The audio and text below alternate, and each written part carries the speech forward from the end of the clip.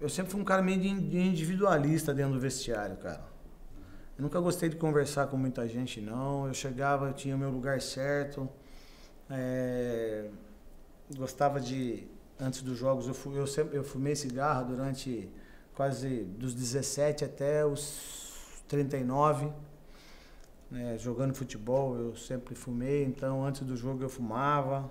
Então, eu ia no banheiro, já tinha lá o isqueiro, já tinha uma Terezinha que era feita com atadura, já no banheiro do Pacaembu, ou do Morumbi, ou qualquer lugar que eu ia, porque o Carlinhos, que era o massagista, ele já fazia isso pra mim, já deixava meu cigarro lá antes do jogo, no intervalo. E eu não gostava de conversar muito com as pessoas, não. E eu juro mesmo, eu não reparava se as pessoas faziam algum tipo de mandinga. O que eu sei e o que eu já fiz, por exemplo, em todo lugar que tinha Nossa Senhora Aparecida, quando tinha vela, eu acendia uma vela, pedia para que ela me protegesse. Juro, cara, eu não acredito em absolutamente nada disso, mas eu sei que, por exemplo, tem gente que pega charuto, encruzilhada, né? Já vi várias vezes. Pô, teve amigo meu que uma vez a gente tava... ele pegou o charuto, velho.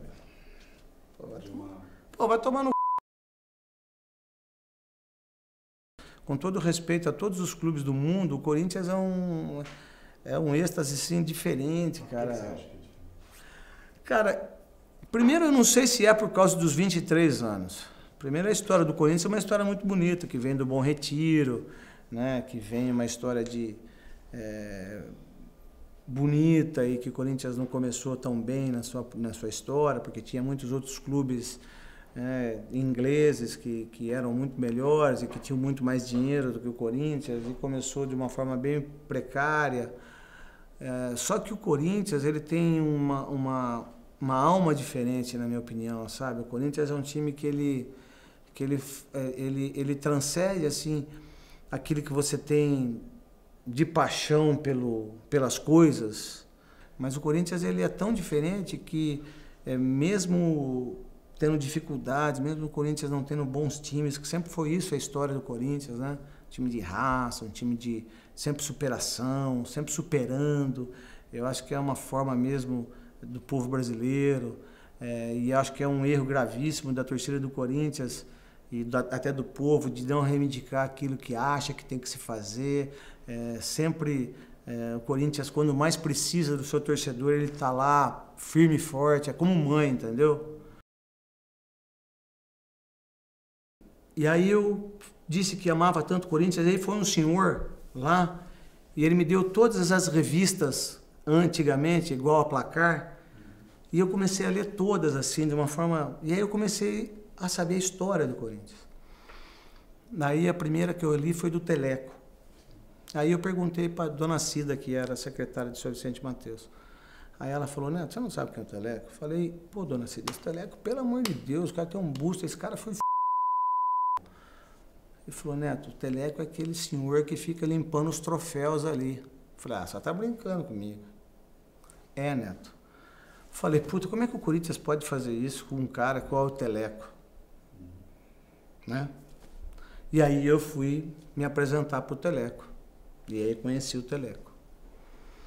Aí eu nunca gostei de comer muito na cozinha do Corinthians, porque não tinha cozinha. Desculpa, não tinha cozinha. A gente comia no restaurante. Eu nunca gostei de ir no restaurante. Porque os caras ficavam olhando pra mim que eu ia comer, entendeu? Negócio de engordar. Então, o que eu fiz? Tinha uma barraquinha da Dona Pacheca, que era do lado do Parque São Jorge, onde hoje é o prédio, e ela fazia comida para os caras que trabalhavam ali do lado. E aí um dia, a hora que eu fui subindo ali a Rua São Jorge, eu olhei um monte de carro, falei, deve ter algum restaurante. Aí entrei e era 4 mesinhas. E a hora que eu entrei, ela quase morreu, Dona Pacheca, o seu Pacheco, que infelizmente veio a falecer agora. Para você ter uma ideia, depois a Dona Pacheca foi ser a cozinheira do Corinthians, que eu fiz com que acontecesse isso. E aí, cara, eu conheci o Baltazar. Sabe o que o Baltazar ficava fazendo? Tomando conhaque, né? Conhaque, não sei com o que lá, não sei falar o nome. Raifar. Maria Mole. Eu não sei como é que é. E aí, eu li toda a história do Baltazar, o Cabecinha de Ouro, que um dia ganhou um carro e na Marginal começou a pegar fogo e largou lá o carro, e que foi um dos maiores cabeceadores, por isso que era o Cabecinha de Ouro. Eu vi esse senhor lá de chapeuzinho e falei, pô, não pode o Corinthians deixar o Baltazar numa situação dessa. Né? Pô, e aí eu fiquei muito triste com essas coisas todas, isso... E aí teve um outro... E aí, para chegar no Luizinho, eu sempre fui o responsável pelas camisas do Corinthians, assim, quando a finta era do Corinthians, eu que dividia as camisas para os jogadores, para os funcionários, eu dividia igual. Eu ganhava 10, o roupeiro vai ganhar 10 também. Pô, o cara, eu não sou mais importante que ele. A dona Dalzija, que limpa o chão, ela vai ganhar a camisa também, porque ela pode vender, cara. Ela vende a camisa, tanto é que teve gente lá que comprou apartamento só vendendo camisas, pra você ter uma ideia. Aí, pô, teve um dia que tinha um senhorzinho lá e ele veio falar comigo e falou, Neto, puta, eu sou seu fã, cara, puta, como você joga bola, como você bate bem na bola, cara, mas você é foda, você não se cuida, você engorda muito fácil. Eu falei, foda, eu tenho esse problema mesmo. E aí eu falei, mas o senhor jogava muito, né? Porque ele achou, não, mas ele achou que eu não ia o conhecer. Eu falei, mas o senhor não foi o grande Polegar, né? O senhor foi um gigante. Porque o que o senhor fez aqui foi impressionante. Aí ele ficou muito feliz com isso. Aí nós ganhamos troféu junto lá no Corinthians. E aí sabe o que eu fazia, cara? Eu levava, quando tinha as camisas, eu levava na casa dele, velho. Porque ele morava lá perto do Parque São Jorge. Pô, cara, eu falei de 3 jogadores, assim, excepcionais, cara. Teleco, Baltazar e seu Luizinho Polegar. Que até hoje as pessoas reverenciam esses caras, né? Pra falar a verdade, com 11 anos em Santo Antônio de Posse, eu nem sabia e nem entendia o que era tabu, certo? Eu só sei que quando o Corinthians foi campeão em 77, pô, eu e o meu amigo, meu primo Marinho, a gente saiu pra rua de Santo Antônio de Posse e, tipo, eu escrevia com giz Corinthians, nem com TH, Corinthians mesmo, né? Porque o corintiano fala Corinthians mesmo, né? Ninguém fala Corinthians, é Corinthians, né? E isso é uma coisa assim que ficou muito marcada na minha vida, porque na minha casa minha mãe é corintiana e eu também, né? Meu pai é São Paulino, meu irmão é São Paulino, meu outro irmão é São Paulino, eu tenho um irmão que é palmeirense, a minha irmã é corintiana por causa de mim, aí meu pai é casado de novo, mas aí eu não sei os clubes que os meus outros irmãos torcem, mas na minha família eu e minha mãe, a gente sempre foi corintiano, sempre fui fã de Rivelino, sempre fui fã de Russo, sempre gostei de Luciano, sempre gostei de Peter, de Geraldão Manteiga.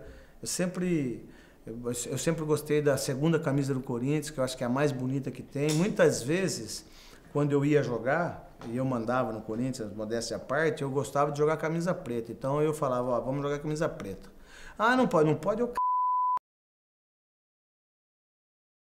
Para mim é o título mais importante da história do Corinthians, muito mais importante que o Mundial, muito mais importante que o primeiro título brasileiro. Eu acho que esse título foi o mais importante da história do Corinthians desde 1910. Eu não sou conhecido por ter jogado muito no Guarani, eu sou conhecido pelo corintiano e as pessoas me agradecem assim na rua, assim, tem determinados momentos que eu fico até com vergonha, porque tem muita gente que às vezes quando chega perto de mim o cara chora, o cara agradece. Pô, é gente de alto nível, assim, sabe? Pô, obrigado por você ter me dado o primeiro título brasileiro, porque foi uma emoção. As pessoas tiravam tanto sarro da gente, porque foi um título que, pô, a gente tinha o de 77 do Tabu, mas o brasileiro a gente não tinha. Sócrates não pôde dar, Rivelino não pôde dar. Muitos jogadores ídolos do Corinthians não puderam fazer isso, e você, pô, foi o primeiro, principalmente a geração de 30 anos, o pessoal de 35, sabe? Essa geração... Tem alguns meninos de 25 que tinham 10 anos, alguns nem lembram muito quando eu jogava, né? Eles agradecem muito. Então você imagina só o título de 77, o que representou para esses jogadores e o que representa para eles, né? Eu não tinha televisão em 77 na minha casa, não, você tá louco? Não tinha condição de ter televisão. Pra falar a verdade, tinha uma geladeira vermelha, que até hoje eu lembro, tinha um pinguim preto e branco lá em cima, lá não, foi pelo rádio mesmo. né? Escutando Osmar Santos narrando daquele jeito, né? E você vê como é que é a vida, né? Depois, quantos gols o Osmar Santos não narrou meu, né? Esse título aí é o título mais importante e vai ser o mais importante da história. Só vai perder se o Corinthians for campeão da Libertadores no centenário. Aí eu acho que esse é o grande sonho. E eu acho que daí eu acho que o Corinthians poderia se transformar num clube mundial. Eu nunca paguei pau assim para nego famoso, essas coisas, mas quando eu conheci o Roberto Carlos, que eu tenho todos os discos dele, todos os CDs, e aí um dia eu tava lá na Band, que ele trabalha na Nativa. Eu falo pra eu conto muita história assim da minha vida, assim. E aí eu tava tomando café, e aí esse jeito meu de falar, né? Que eu sou desse jeito mesmo, da minha vida, assim, eu só não falo palavrão perto dos meus filhos, né? E aí ele falou, pô, é o Neto que tá aí? Ele falou, aí a hora que eu olhei eu vi que era o Dudu. Ele falou, oi Dudu, tudo bem? Você não conhecia? Não, eu já sabia quem era por fisionomia, porque eu já tinha visto ele no Renoir, né? Que ele fazia na Record, né? Aí ele falou, Neto, sou tão corintiano, cara, pô, eu sou teu fã número 1, pá, não sei o que, aquela, sabe? Eu falei, pô, Dudu, pô, então vamos fazer o seguinte, vamos fazer uma troca aí, cara. Não troca-troca, porque eu nunca fiz isso. E aí eu falei, pô, vamos fazer o seguinte, eu pego uma camisa minha, que pouca gente tem, e você me ajuda a eu conhecer seu pai, cara, eu preciso conhecer seu pai, eu tenho todo... Pô, eu precisava num show dele só pra dar um abraço, puta, e eu consegui, ele fez isso pra mim. E aí quando eu cheguei perto do Roberto Carlos, cara, eu chorei tanto, porque eu aprendi o que é o amor mesmo na vida, ouvindo as músicas do Roberto Carlos. O significado do amor, entendeu? Porque a gente ama, você ama seu amigo, você ama sua mãe, você ama muitas coisas na vida, mas eu não sabia qual que era o significado do amor mesmo, sabe? E aí eu fui aprender o significado do amor ouvindo as músicas do Roberto Carlos. Ele contou porque foi. E não deixei ele abraçar minha mulher também, né? Porque o cara todo mundo. E eu lembro, assim, pô, o cruzamento do Zé Maria veio baixo, eu lembro o Basílio batendo aqui. Eu lembro, falar a grande verdade pra você, eu torci para que o Vaguinho fizesse o gol. Como eu torci em 90 para que o Mauro fizesse o gol do título de 90 e não o Tupanzinho. Porque se vocês quando foram fazer, o Mauro tá perto da bola, assim. Se a bola passa pelo Cafu, o Mauro faz o gol. E eu torci muito para depois, né, fosse o Mauro. E eu torci muito pro Vaguinho, que eu fui muito fã do Vaguinho. E sou fã até hoje do Vaguinho, porque eu achava que ele subia de cabeça assim, de um jeito extraordinário. Quando o Vaguinho chuta com a perna esquerda e a bola bate na trave, falei, aí veio o Vladimir, pum, e aí eu acredito no destino, entendeu? E aí sobrou pro Basílio, que bateu de bate-pronto. Tanto é que o Basílio hoje é um grande amigo meu, uma pessoa que eu tenho um amor muito grande por ele, pela Ana, pelas filhas dele, pela família dele. E eu acho que tem determinados... Por isso que o Corinthians é diferente, porque tem determinados jogadores que eles ficam na história por causa de um gol.